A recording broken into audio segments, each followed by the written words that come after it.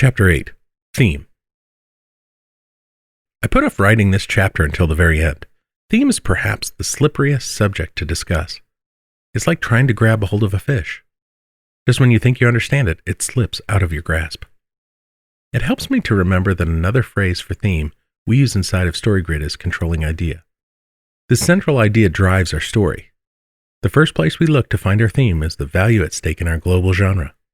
If we're writing an action story, we're talking about life and death. Love story deals with love and hate. Crime stories explore justice and injustice.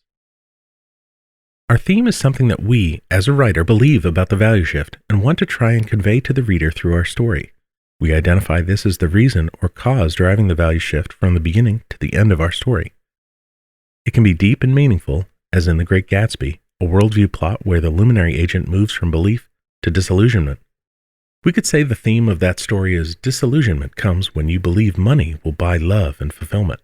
The theme can also be straightforward, such as Casino Royale and other James Bond novels, where we could say the theme is life conquers death when people are willing to sacrifice everything for the safety of their country.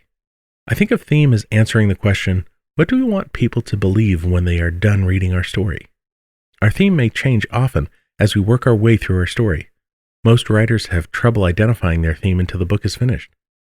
In fact, many writers need their editor to tell them what the theme is once they've finished a manuscript. It's just like the way we are not aware of our own internal scripts that drive our lives without us realizing what is going on. However, once we have discovered and locked in the theme, we can go back and punch it up throughout our story. If we're writing a performance story, we know it needs to turn on the value spectrum of respect to shame. We can look at all the different levels of our story and the obligatory moments to ensure they turn on these values. But wait, if a story's theme focuses on the same values as all stories in the genre, does it mean the theme for performance stories will all be the same? No. There are lots of different levels and ways to interpret respect versus shame. For example, these two different themes could drive a sports performance story. We gain respect when we win, no matter what the cost.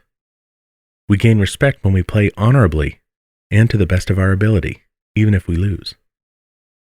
We can see from these examples that even when the same value is at stake, we can express very different themes with our stories.